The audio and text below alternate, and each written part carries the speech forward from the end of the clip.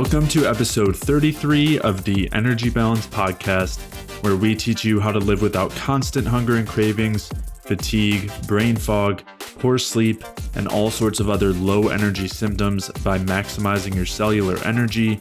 I'm Jay Feldman. I'm a health coach and independent health researcher, and joining me again today is my good friend, Mike Fave. Mike and I have been studying health and nutrition together for quite a while now, and Mike also draws on his experiences from working within the healthcare industry. Today's episode is part 3 of a 3-part series talking about blood pressure. If you haven't listened to part 1 and 2, definitely make sure to check those out. In part 1, we discussed mineral balance and energy in relation to regulating blood pressure and why these are really the keys as far as blood pressure regulation goes. And in part 2, we discussed the causes of hypertension and how we can use nutrition as a solution. And today in part 3, we'll be continuing that conversation and also be discussing how improving thyroid health will improve blood pressure regulation. We'll be talking about the best supplements for managing blood pressure and vascular health. We'll be talking about the role of the fat-soluble vitamins, that's vitamins A, D, E, and K, in heart health and blood pressure regulation. We'll be talking about the relationship between stress and blood pressure, and we'll also talk about how you can ensure that you have enough cellular energy to optimize your vascular health and optimize your blood pressure regulation. And as a disclaimer, again, for this episode, none of this is medical advice. So if you are going to make any changes, make sure to discuss those with your healthcare professional. To check out the show notes for today's episode, head over to jayfeldmanwellness.com/podcast, where I'll be linking to any of the studies or articles or anything else that we discuss throughout today's episode. And if you are struggling with hypertension or other issues as far as blood pressure regulation are concerned, or if you are dealing with low energy and fatigue, chronic pain, weight gain, gut issues, constant cravings and hunger, problems with hormonal imbalance, or poor sleep and insomnia, then head over to jayfeldmanwellness.com/energy, where you can sign up for a free energy balance mini course where I will help guide you through some of the main things that you want to do in regard to optimizing your cellular energy availability, which is really the key to correcting all of these symptoms and all sorts of chronic health conditions as well. So to sign up for that free energy balance mini course, head over to jayfeldmanwellness.com/energy. And with that, let's get started. So the next place is making sure that you get enough nutrients, particularly vitamins. And you can cover that. You can go into those if you want. So I mean, talking about eggs, they are pretty dense in the healthy fats and also cholesterol, which is, I would also say a healthy, very protective nutrient that we discussed in those previous cholesterol episodes. So if you're having some, I don't know, if you're recoiling at the idea of cholesterol being beneficial, you might want to listen to those episodes. I'll link to them in the show notes. But yeah, the fat-soluble vitamins especially are very well tied with heart health and, of course, in that case, blood pressure. And so that would include vitamins A, D, E, and K, which all have various properties and effects, a multitude of effects. But one thing that is pretty consistent is that they're all having adequate amounts of all of them is pretty well associated with good heart health, lowering cardiovascular risk, improving vascular health, which goes along with, having normal or healthy blood pressure regulation. So, yep. I mean, the most important things there would be to be getting these as much as you can from diet. So eggs are a good source. And basically, because these are fat-soluble vitamins, they're found in the fats of mostly animal foods. And so as long as you're eating good quality fats from good quality animals, it's a really good source for these vitamins. So that would include eggs, dairy, the ruminant animals that you mentioned, beef, any red meat. Including beef, specifically organ meats. Organ meats are very high in the fat-soluble components, particularly liver. Mm-hmm. Yep, exactly. And there's a balance to be had here as well, but as long as you're not like overdoing it in any of those areas, it should be fine. And we'll talk more about that in future episodes. But for the most part, these are generally very healthy vitamins and in their proper forms especially. And so those proper forms are typically in kind of the animal forms.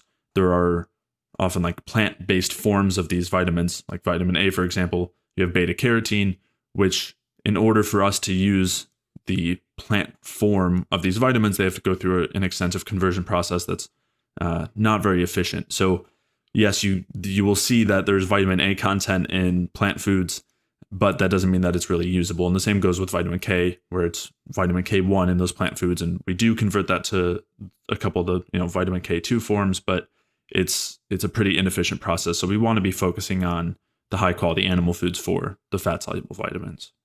Yeah. And then as far as just like general effects of them, vitamin D and vitamin A and also vitamin K affect calcium homeostasis and have properties affecting or regulating or modulating immune function. And then they also in maintaining, so while also affecting calcium, they also affect magnesium and phosphate, which are important for signaling different components of different stress systems like parathyroid hormone or even the RAS system. And then the RAS system coming from the kidney. So it's really important that there's adequate amounts of those nutrients, and that they have a balance. So like taking ridiculous levels of supplementary amounts of these vitamins can cause issues. It's important to note that. And then eating ridiculous amounts of liver might cause issues. Exactly, So yeah. that's what we talk about with basically maintaining a decent amount of moderation with some of these vitamins. And for liver, something like, I don't know, 4 to 6 ounces every 2 weeks or once a month is fine for most people. I mean, obviously depends on your context, but that should be all right. And a lot of people, or even weekly, I think is fine. 4 to 6 ounces a week. Yeah. yeah. And then as far as vitamin E goes, vitamin E doesn't function quite as much in the calcium metabolism pathways as the other vitamins do, but it functions as a lipid soluble antioxidant. So while vitamin C is the main, vitamin C and glutathione are the main water soluble antioxidants of the cell. So they function anything dealing with water essentially. The lipid soluble vitamin E functions mainly with fats, and this becomes very important with polyunsaturated fatty acids, which vitamin E has shown to be largely protective of, not completely protective of. And with a lot of highly polyunsaturated fats, like some of the vegetable oils, not all of them, they tend to come with a lot of vitamin E. But the thing to point out here is that you can have your sunflower oil come with 100% of your daily recommended amount of your vitamin E, but you don't that vitamin E is not necessarily usable for you, because in research they basically looked at and showed that there's a ratio between polyunsaturated fatty acids and vitamin E, and excess polyunsaturated fatty acid consumption actually depletes vitamin E. And they've even seen this in some fish oil studies in humans. And so it becomes really important that when you basically you want to limit polyunsaturated fatty acids as much as possible, but having vitamin E on board can be protective. And there are sources of vitamin E in animal foods, but a lot of them do come with some plant foods as well. Whereas the other fat soluble vitamins tend to be ideally from animal foods. So for vitamin E, even macadamia oil has a decent amount of vitamin E. Cocoa butter has some vitamin E, and then basically olive oil has a little bit of vitamin E, and then different fruits and different specific vegetables that we talk about. Some of the leafy greens, some of the not so much the root vegetables, they all have a little bit of vitamin E, but they're not going to have as much as the other oils or nuts or seeds, because it's not necessarily required as much, because there's less polyunsaturated fatty acids. And so that's why you see a less amount of vitamin E in some of those foods. And vitamin E can also be supplemented. It can be supplemented directly on the skin. And again, you don't there's for all of these different vitamins, depending on your context, there is a Goldilocks zone per se, where there's an amount that's too much and there's also an amount that's too little. So, but for vitamin E, it's important to understand that it's dependent upon your polyunsaturated fatty acid consumption, not only currently, but previously, and its level of importance or its requirement. The more polyunsaturated fatty acid you have, the more vitamin E you're going to require. At the same time, vitamin E doesn't fully protect from polyunsaturated fatty acids. And this is important specifically with the vasculature, because the polyunsaturated fatty acids, as previously mentioned, actually directly damage the vasculature and are largely found in the plaques. So, and vitamin E does have some protective effects there. And Right. then as far as the other fat soluble vitamins, they help with different electrolyte, particularly calcium, phosphorus, and magnesium balance and regulation throughout the body, which, as we discussed throughout this whole previous episode, is extremely important in maintaining healthy blood pressure and vascular compliance and different processes within the body. And for vitamin D, obviously the best source is getting exposure to sun. And in getting exposure to sun, there's not only vitamin D that comes with the sunlight. There's many other components, many other hormones, steroid components, whatever you want to call them, vitamins that I think there's like 12 known so far, something along those lines, that are created with exposure to sunlight, not to mention the red light component of sunlight, and things along those lines. And then vitamin A and vitamin K, the best forms of those tend to be animal foods, specifically for vitamin K2, it's animal foods. For K1, it's your cooked leafy greens. So that's the best place to get those fat solubles, and those are the importance or the general overview, a 20,000-foot view of the needs and the importance of these fat soluble vitamins. Yeah, absolutely. And I wanted to add also, we talk about vegetable oils, and just to clarify again, olive oil and coconut oil. Coconut oil especially is very low PUFA, so mostly saturated fat and no concerns there. Olive oil has a very small amount of polyunsaturated fat, but for the most part, it's fine as far as vegetable oils go. So, I wouldn't cook. The only thing I would say is I wouldn't cook with olive oil or macadamia nut oil or palm oil. I would keep cooking to things like beef tallow or coconut oil, or butter, or butter. I mean, I would tend to cook my first choices for cooking would be beef tallow or coconut oil, because those, not only do they have some of the least amount of polyunsaturated fatty acids, but they also have the least amount of cholesterol, which can oxidize with cooking. And so while butter doesn't have a lot of polyunsaturated fatty acids, it does have a decent amount of cholesterol, and the cholesterol can be oxidized with cooking. So that's something that's important to keep in mind. And then so you have sort of the beef tallow and coconut oil, and maybe cocoa butter. You can cook with that as well. Mm. Then here you have butter, and then after that you have your olive oil, your macadamia nut oil, or your avocado oil. And the reason those you don't want to necessarily cook with those is because they have a very high amount of monounsaturated fatty acids. And while they are much less susceptible to oxidation than the polyunsaturated fatty acids, they are more susceptible to oxidation than the saturated fatty acids that you would find in cocoa butter or coconut oil or beef tallow. Mm-hmm. Yep. Yeah. And, we were talking a little bit about calcium metabolism, and earlier we were talking about calcification being one of the kind of primary pieces of the cascade of vascular damage. And so one of the best ways to actually prevent calcification and reduce it is to make sure you're getting enough calcium. And so that's kind of part of this calcium paradox. There's a few calcium paradoxes that are actually talked about, but that's kind of one of them, where getting enough dietary calcium is actually very protective and actually prevents you from having too much calcium in your cells, essentially. And so that's why it's so important to make sure you're having those fat soluble vitamins that help to regulate calcium, and also why it's really important to be getting enough calcium, which has also, there was also research that was showing that calcium intake has more to do with, or has greater effect on blood pressure than sodium intake does.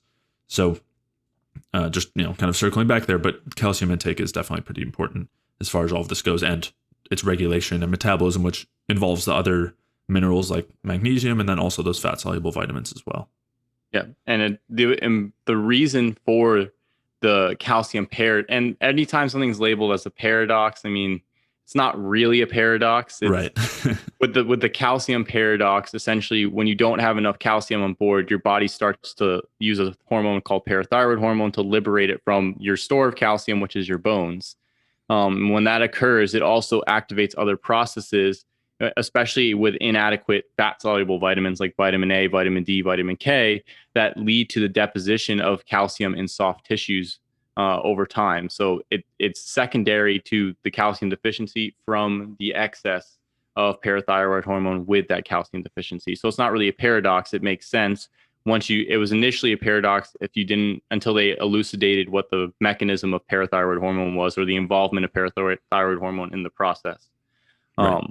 So it is important to get, again, enough fat soluble vitamins and enough of the electrolytes and minerals. And then also in general, just the water soluble vitamins are important. And those are your general B vitamins for any type of metabolic processes, for particularly cellular respiration, which is dependent upon having adequate amounts of the B vitamins, thiamine, vitamin B3, which is niacinamide, B2, which is riboflavin. All of those are extremely important in the functioning of the electron transport chain and mitochondrial respiration. So again, it's having adequate nutrition on board, and all of the foods that we mentioned so far will provide decent amounts of all of these vitamins and these minerals. And this is literally why the diet was constructed as it is. It was constructed to provide the most easily digestible foods with the highest amount of nutrients, and nutrients including not only micronutrients, which are your minerals and your vitamins, but also your macronutrients, which is fat, carbs, and proteins, and then the fat, carbs, and proteins of the least toxic and most available forms. So the diet was constructed around these principles,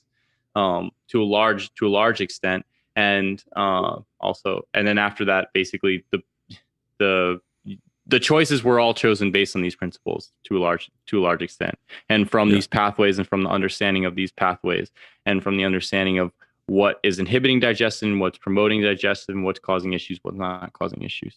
And that's where we basically got the basis. And then it just found out that the foods that we tend to like the most also happen to line up with, fruit juice and sugar and fatty dairy and butter and steaks and things like that. Yeah, what a crazy concept that we're supposed to also enjoy the foods that are healthiest for us. Yeah, I know. It's mind-blowing. You don't have to struggle to do it. Yeah. We don't have to get into too much of a tangent there, but it is worth mentioning just that there are reasons for, and this ties in closely with what we were talking about as far as salt or sodium and water balance, where there are reasons why we have taste for sodium or why we have thirst for water, and why we don't need to force ourselves to drink water when we're not thirsty, or we don't need to force ourselves to avoid salt if even if we have a taste for salt.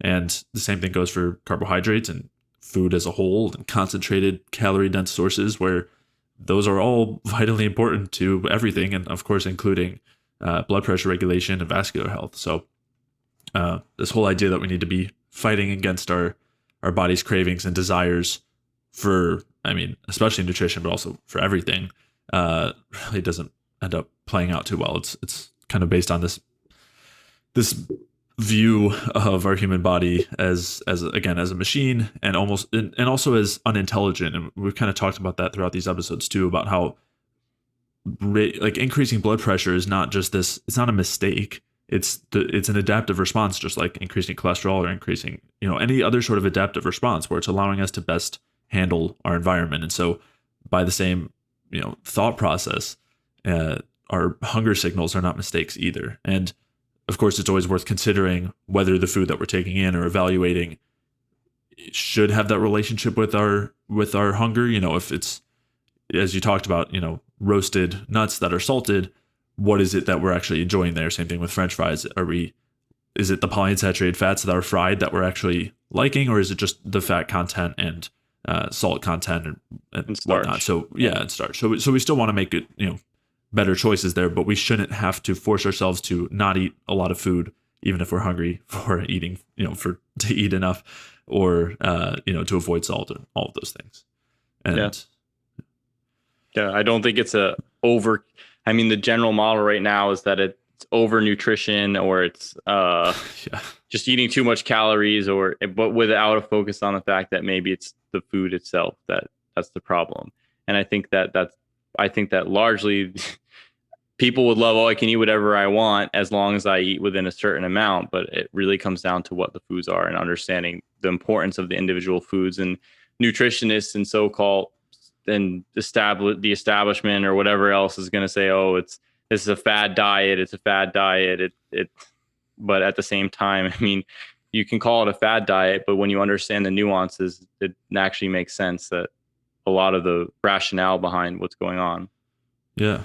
Yeah, and as you mentioned, like there's this idea of moderation where you can eat whatever you want as long as it's within certain limits, and we're almost proposing an opposing view where it's you can eat however much and whatever types of food you want as long as it's within certain foods that are ideal for our health. Within Uh, certain principles. Yeah. exactly. Yeah. So it's not whatever foods, but as long within certain principles, you can eat as much as your body calls for and listen to the signals that your body is providing.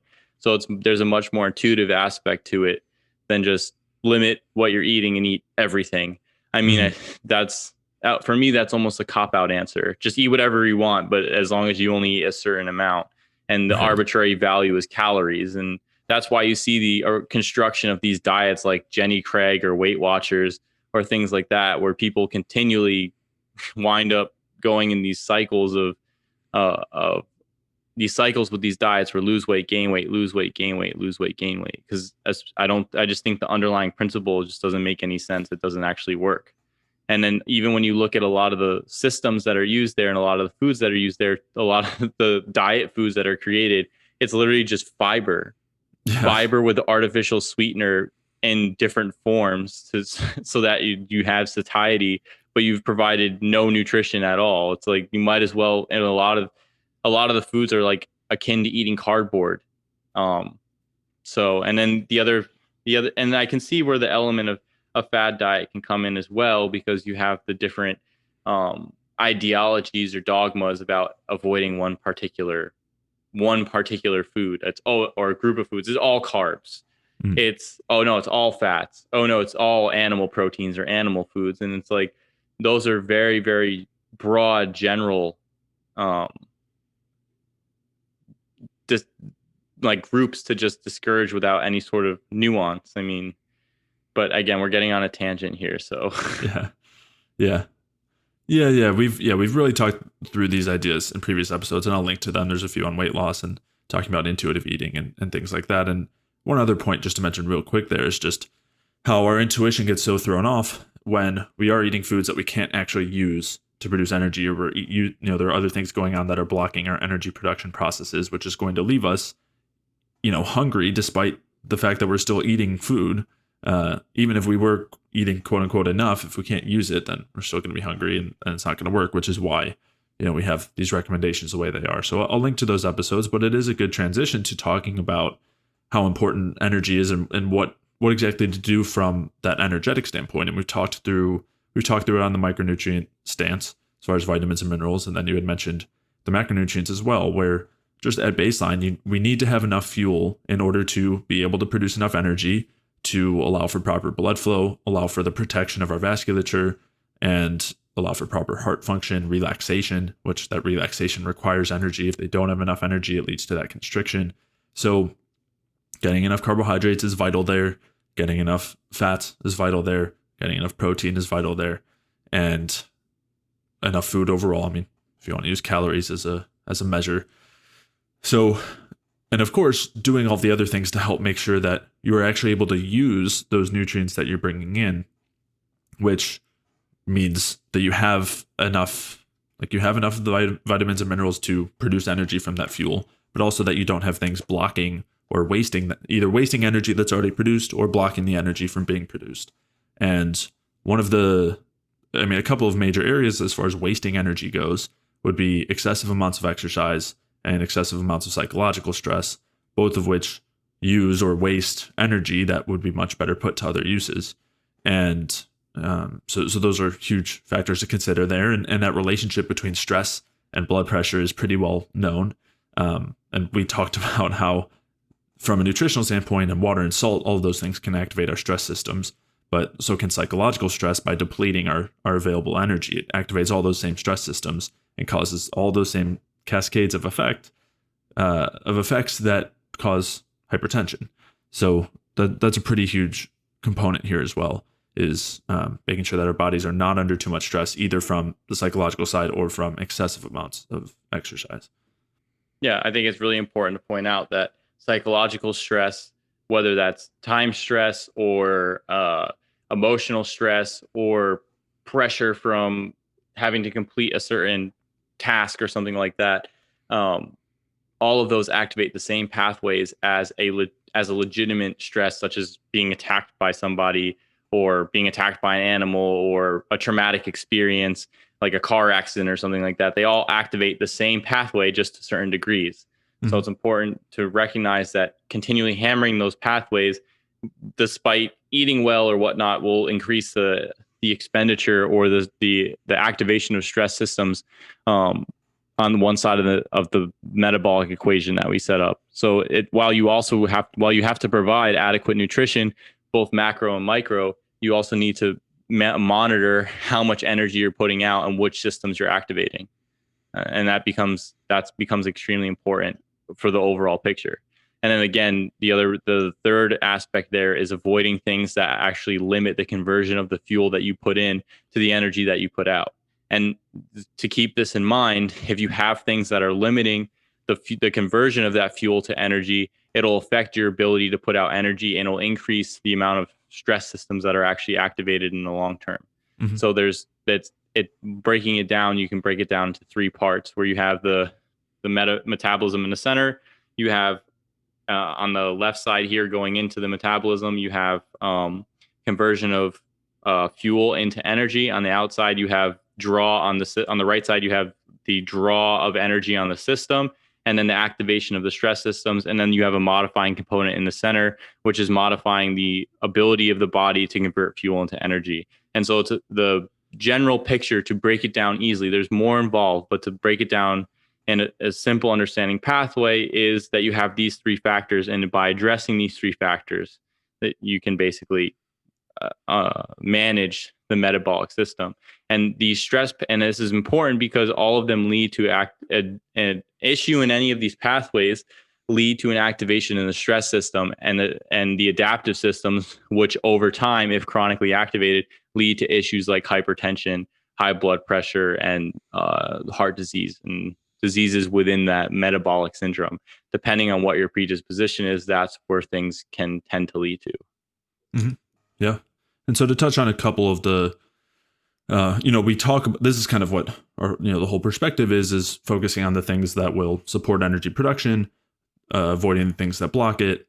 And so we talk about that throughout all the podcast episodes, but just to touch on a couple of the most important things that block it: polyunsaturated fats, which we already talked about, endotoxin, which is a product of basically poor gut health, where certain bacterial components are entering our bloodstream. And so the point there is that if you're eating hard to digest foods, if your gut health isn't good, that's going to lead to various toxin production. Endotoxin is one of the main ones that will block energy production. So those are definitely things to consider. I'll link back to some of those gut episodes because there's so much involved there. But if we talked about those foods earlier.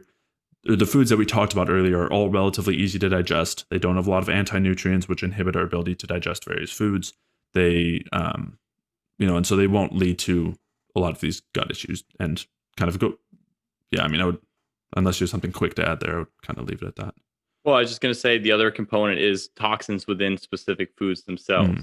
So, for example, eating a bunch of raw kale or raw cruciferous vegetables has basically pesticide in there, and its targeting effect is to shut down thyroid function. So there's also a reason to avoid certain foods as well that are supposedly considered healthy, because the components that those foods have actually are damaging to the body in and of itself.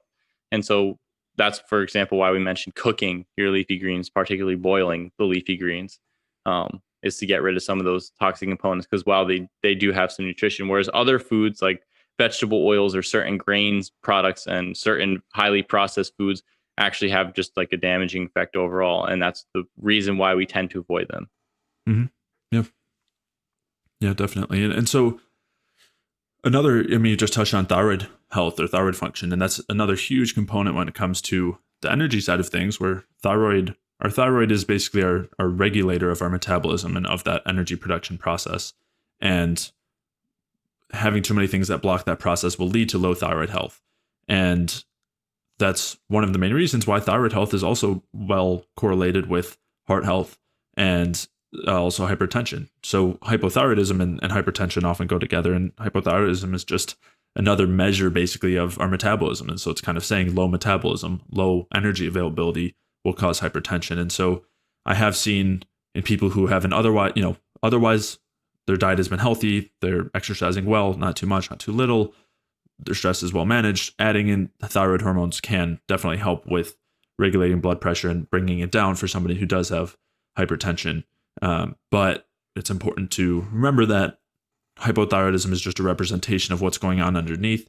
And if you try to address it without addressing those other factors, it will also often make it worse in the long and that's term. the same with other hormonal supplementation as well, where with a lot of these strong compounds like thyroid or progesterone or pregnenolone or DHEA or any of the stronger androgens, DHT, testosterone, using these hormones, while they can make a shift in what's going on physiologically, if your body doesn't have the resources to handle that metabolic shift, then it's just going to further entrench an activation of stress pathways and dig deeper into the hole, because you're basically calling for more energy in different ways, or more utilization of resources of the body. And if those resources aren't available, it's going to have to activate other pathways. So, and I want to mention for thyroid too, if somebody does have extremely elevated cholesterol, I know we talked about that not necessarily being the cause of heart disease, and a lot of times it's indicative of a symptom. If hypothyroidism is one of those issues, thyroid can actually bring that cholesterol down. So, and there is a doctor, Dr. Broda Barnes, who basically found that in his patients that use thyroid, heart attacks and cardiovascular diseases were severely limited.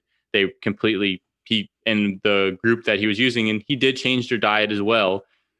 He did give them some dietary components, but just using thyroid, which is one of the main things that he used, actually limited a lot of the development of cardiovascular disease in these people, or the extreme events like heart attacks. So thyroid does have a very protective effect. And he was using natural desiccated thyroid, which is a combination of active thyroid hormone T3 and then basically storage thyroid hormone, which is T4.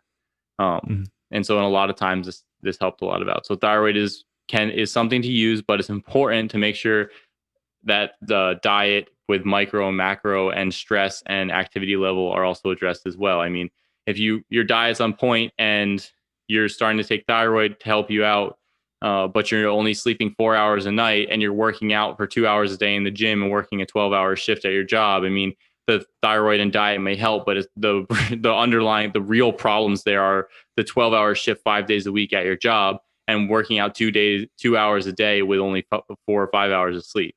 I would say address your sleep, cut down on the working out a little bit, and the job you may not be able to do, but do what you can do with that. See how you can manage it from there. So there's really a lot of elements to look in the picture. And again, that's why you can look at it from the equation, or you could just take a broad view of it and say, well, my sleep isn't doing so hot, but my diet is doing well. And so it's important to look at the whole picture with everything that's going on, and realize that supplements can help sometimes, but a lot of times they can make it worse if other factors aren't in line. And sometimes they can actually help if other factors aren't in line. But I wouldn't say using them to solve those other factors chronically would be ideal unless that was literally the only option.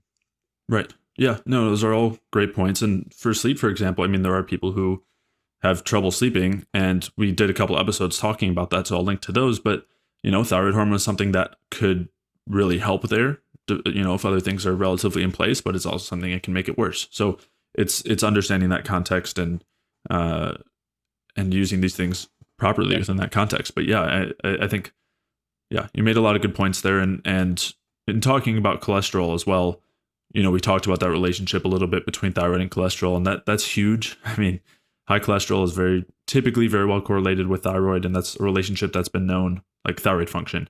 And that's a relationship that's been known for over 100 years at this point. And they used to give thyroid hormone to bring cholesterol levels down. So definitely something to consider there. And in talking about energy production and why it's so vital, we talked about the importance of carbon dioxide, or CO2, and that's one, it's the primary vasodilator. It allows for the proper oxygenation of our tissues. And so having enough CO2, which is produced when we're producing energy, is vital to proper vascular health and cardiovascular health or heart health. Well, and energy function in general, because CO2 allows the cells it allows hemoglobin to drop oxygen off to the cells that are respiring. So it's a cyclical feed forward reaction. So you want to have energy streaming through metabolism, producing carbon dioxide, not only for heart health, but for just health in general. Right. Yep. And that's that oxygenating effect of carbon dioxide. Yeah. So exactly. Yeah, and so on that front, everything that's going to support energy production is going to support carbon dioxide production.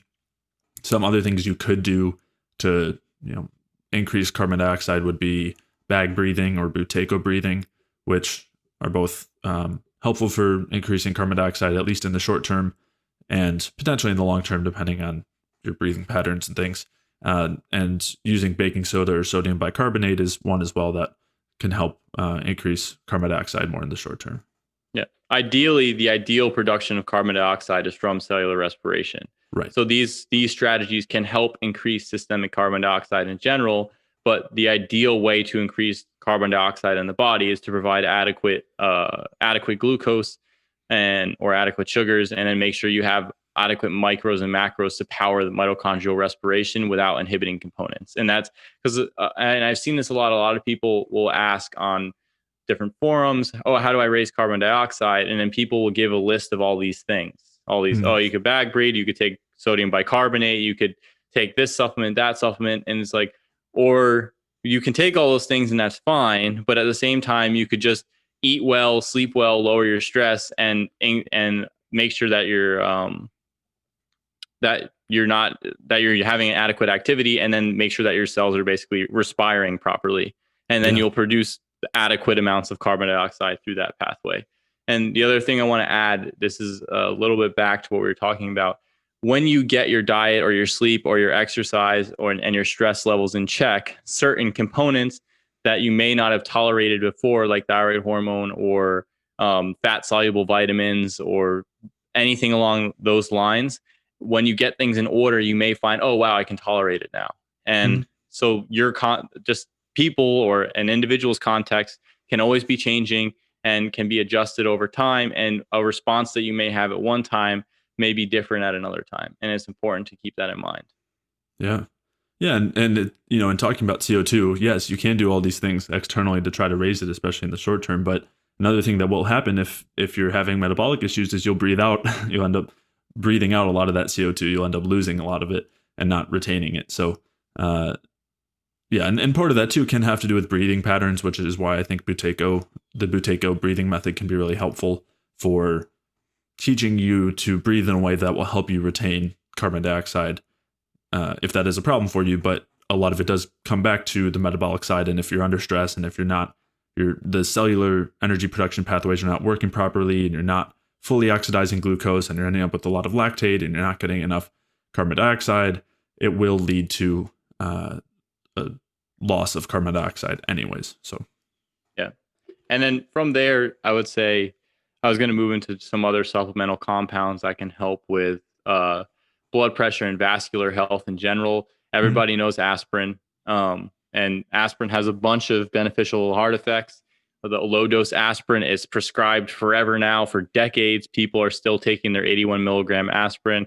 It's still given by cardiologists today because it just works. And it has a general metabolic enhancing effect. It inhibits the formation of prostaglandins, which are and leukotrienes, which are inflammatory mediators that are central to every inflammatory process in the body. It literally has some involvement of the prostaglandins or leukotrienes or some mediators along those lines.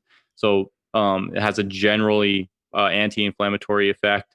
So aspirin's an important one. And then another one is taurine. Taurine is a very important one. It's an amino acid. It actually has some functioning with the electrolytes as well as the fat-soluble vitamins, and it has a general stabilizing effect, and it helps prevent against oxidation within the vasculature and the vascular cells. So taurine is generally, and supplementing taurine as an amino acid is something that I've done, and I haven't found any issues with it at all. Some people can have some gut irritation from it, so that's important to note. Yeah, I don't know what else you want to add with those. Yeah, well, I think we talked a little bit about vitamin C and vascular health. That's a good one too. Yeah. I think the best way to get it is from food and food sources. But I think it's worth mentioning too. And same thing with the B vitamins. I was gonna say for vitamin C, they have fruits like camu camu or acerola, or orange juice or pineapple juice, or fruits in general. Yeah, and and as far again along the supplement lines, some of the B vitamins can be really helpful. Niacin or niacinamide, I prefer the niacinamide form, which is vitamin B3, though has been shown to be generally protective for heart health and has a pretty a relaxing effect on our vasculature, which can help with regulating blood pressure, bringing it down if you're hypertensive. So niacinamide is another one that's generally very protective. Progesterone too. We talked about some of the prometabolic hormones, and again, context is hugely important here. But progesterone is another one which is helpful for supporting energy production and increasing relaxation, which also goes for the vasculature. And because the constriction, the chronic constriction is such a huge problem there, progesterone can be helpful in lowering that. Yeah, and it has a direct anti-inflammatory effect. Mm-hmm. And so a lot of doctors with even shock or any type of process involving endotoxin, they can prevent a lot of the direct inflammatory effects with cortisol or cortisone, which is basically a synthetic glucocorticoid derivative, or dexamethasone, which is another one. But progesterone also has those anti-inflammatory effects, and DHEA has some protective effects against the excesses of cortisol. Yeah, and pregnenolone, which used to be used prior to the glucocorticoids for a lot of those things. Yeah, so I think those are, and then the last one that I think you wanted to talk about was CoQ10. Yeah, so, and this is especially important regarding people who are on statins, which we talked about with the cholesterol episodes, where those statins which a lot of people who are dealing with high blood pressure and might be on high blood pressure meds are often on statins as well. And so the statins block the process that produces cholesterol, which is also the process that produces CoQ10 and vitamin K2. So those can be depleted if you're on a statin, in which case, and they're very, very important for heart health and muscle health and muscle function in general. Yeah. Right. And that's because they're a huge component in respiration, mitochondrial respiration, or energy production. So if you are on a statin, especially, then getting some vitamin K2, MK4 form, and CoQ10 would be helpful. Yeah. So just to touch on them, some products to help with heart health, making sure you have adequate fat-soluble vitamins. That includes vitamin A, vitamin D, vitamin K2 specifically, particularly the MK4 version, and then the vitamin E. There's talk about there's alpha tocopherol and then there's gamma tocopherol. Those are the major ones that are discussed. And then after that, you have your aspirin. You have making adequate thyroid production or use of a natural desiccated thyroid supplement. Then from there, you have taurine usage. And then you have your vitamin, what was the last one? CoQ10 and vitamin C. And vitamin C, particularly from fruits. And then as far as diet goes, you have avoiding the polyunsaturated fatty acids, as we say ad nauseum on this podcast, and then focusing on mainly saturated, monounsaturated fatty acids, making sure that you're eating adequate carbohydrates to provide for energy metabolism, and make, again, adequate proteins important. Collagen hydrolysate, which was something that I don't know if we necessarily touched upon, provides the building blocks of the vasculature and on the collagen structures of the body. So collagen can be helpful with adequate glycine, which has a synergistic effect with taurine, not only in the vasculature, but in liver health, bile acid production, and then as a calming neurotransmitter in the brain, which taurine also has some calming effects as well. So they combine very well together. And then from there, making sure that you're eating easily digested foods, and particularly fruits and meats and eggs and seafood, specific seafood varieties that aren't very high in polyunsaturated fatty acids. They provide a lot of minerals and vitamins that are difficult to get from some of the land animals or some of the land grown foods. And then the other thing that I want to point out here in passing is that a lot of the plant compounds that you find within fruits, particularly fruits, fruit juice, dried fruit, have a lot of beneficial effects in multiple studies in affecting the vasculature.